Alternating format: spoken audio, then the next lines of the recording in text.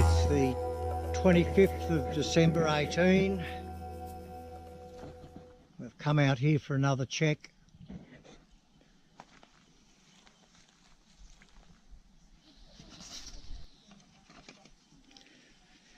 That was 104 millimetres, but it'll be inaccurate. Alright, what we'll do is we'll cross from the hut area into the initial part of the burnt ground here and just have a quick look at what's coming back.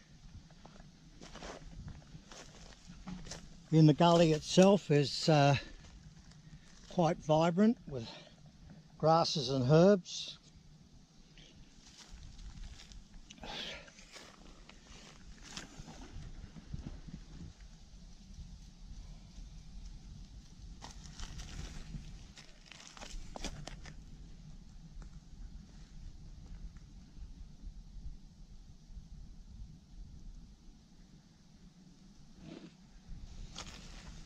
You can see it's being grazed heavily.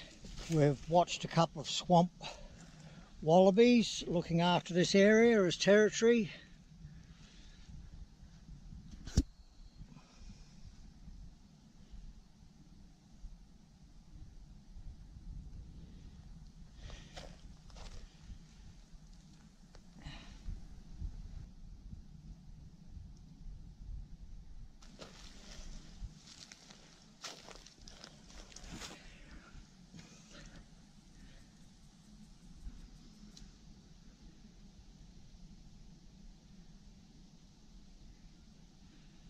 Example of a late black wattle seedling.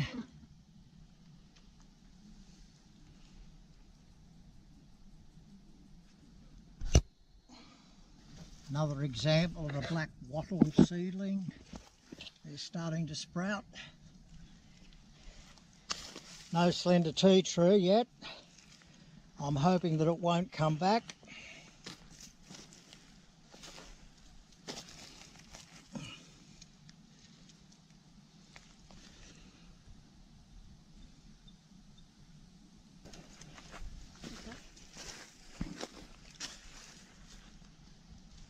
We arrive at this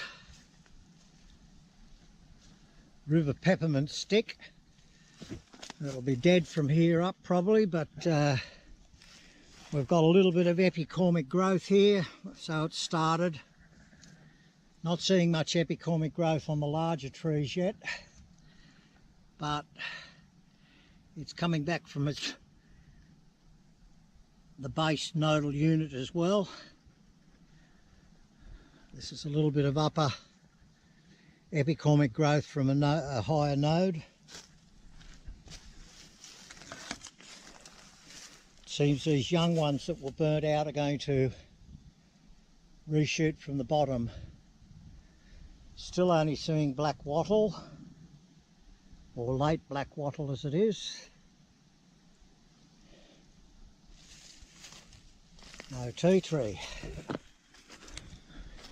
Lot more life starting to be found today. It's we've seen quite a bit of everything, as well as sign thereof.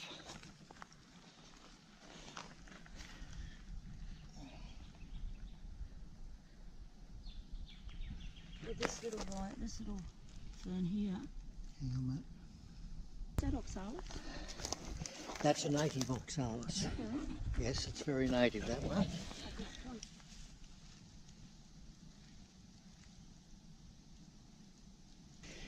Now, here was what was a young G-bung, lineafolia, that I would have given no chance of recovery to whatsoever, yet it's growing from the base node, so it survives.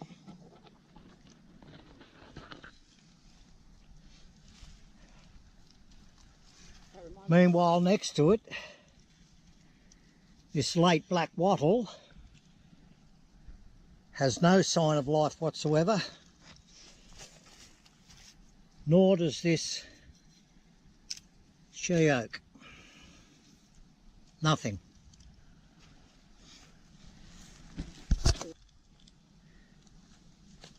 Milk vine. Get more milk vine, very promising. One of my fears is that these forests, with the way the climate's going and drier conditions that we're having in here now, regardless of whether you accept climate change or not, which I do, that is anthropogenic climate change, the forest may return to a drier type, but the more of this we see, the better. It's been 4.5 months since the fire went through here. It took out a total of 19,400 hectares before it was out. They did manage to contain it, and then rain finished it off. An abandoned lyre-burned mound. It was rather a big one actually.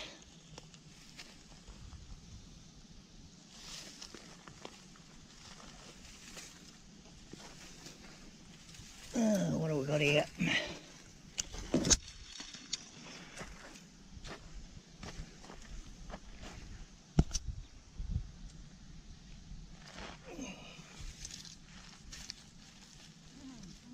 I'd say that was a, no, it wasn't a campseer. I shall name it later. But here's what's surprising me, and it's a pleasant surprise. Here's another G-bung coming back from the nodal units. Node with the epicormic growth. Internode, node, internode, node. Internode, node, keep coming up, and it's an old branch from a node is actually now shooting off its own nodes. Very interesting, it'll survive.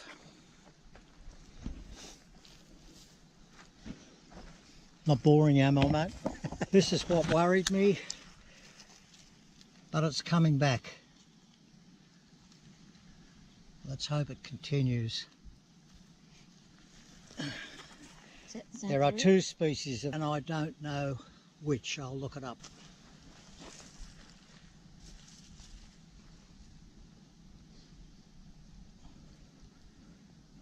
That is most probably Angophora floribunda.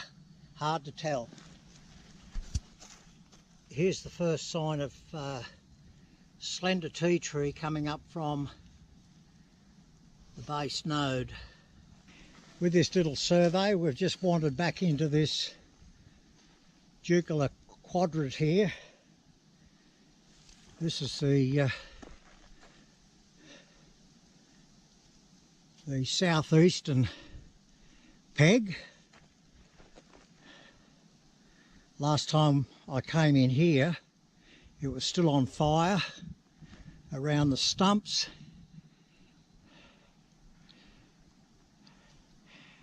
If this camera is good enough to pick it up, the epicormic growth on the Angophora floribunda is really shooting well up there, giving it that apple top look that it's commonly named after. And if we look through to the old habitat tree there that had the brush-tailed possums little hoochie burnt out, and we go up it, we'll notice that the epicormic growth is quite vital on those branches up there as well. But the fire just here was a lot hotter than what we've walked through, but it's still of concern that after 4.5 months we're still getting very little ground cover coming good.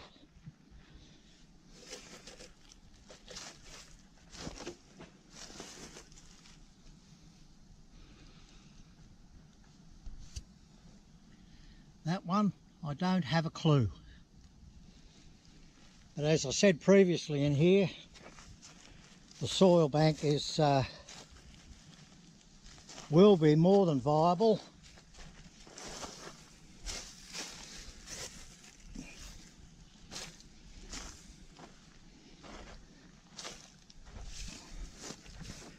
Yeah, here's two of what existed here.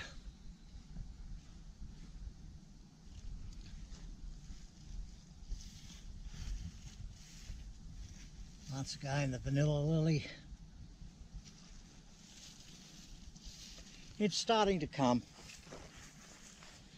Just a lot slower than I would have imagined, it being now the 25th of December.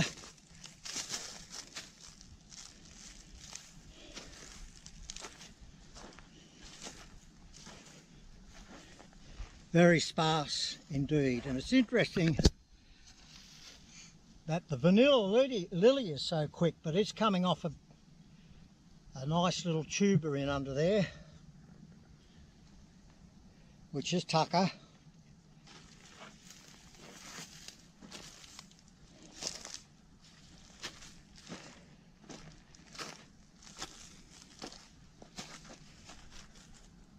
That up there was the brush-tailed possum's little hoochie,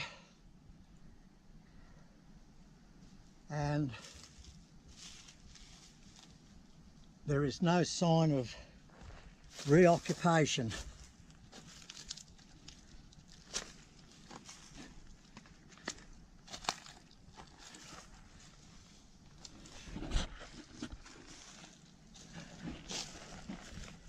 For a big tree like this,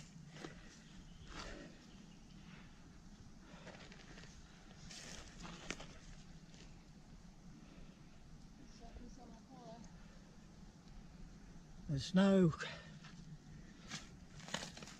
real sign of them climbing up and down there.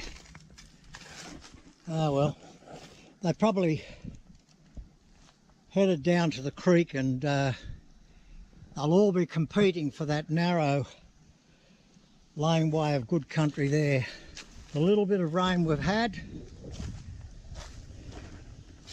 has not started to interfere with this loose granodiorite soil structure, so it hasn't been heavy enough to start that moving downhill. Because while ever it's exposed like this, heavy rain will have it going down very quickly.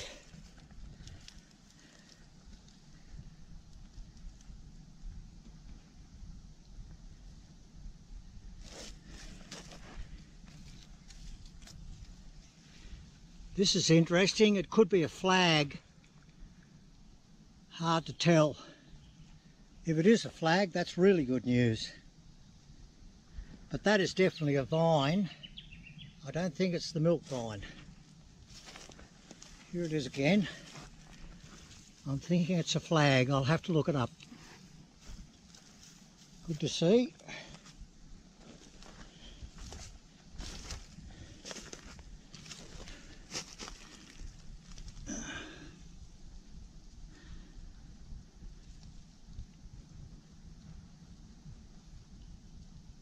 Need to look it up.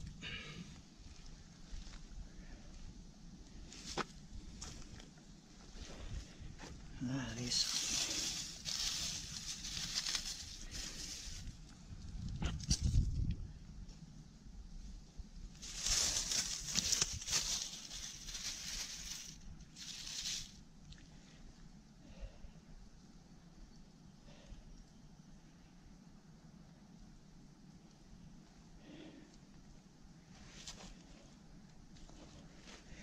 It's mainly the Eucalyptus alata that's sending out the epicormic growth at this stage, whereas from the lower stem, whereas the Angophora floribunda is tending to start with it a lot higher, which makes sense. It'll give it an advantage over the peppermint.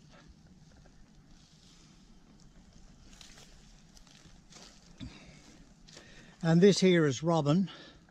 Lorraine sent her out to keep an eye on me. Someone's got her. Someone's got to rescue me if I go half overhead.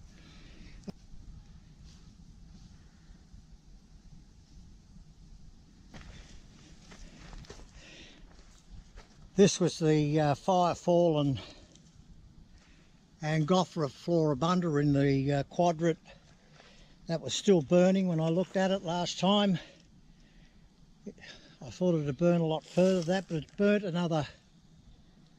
It's been slipping back down out of the fork all the time, but it's burnt probably another 5 foot before rain finally got to manage to put it out. So it would have been 5 foot longer, and sitting here is that ash. Look at that fly feeding on me there. Cheeky bugger. All right. I'm going to get your wife home. She was boiling over there. Yep.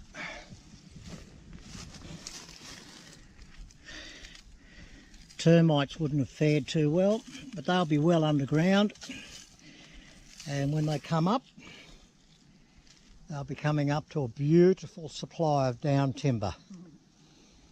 They'll do well out of this fire.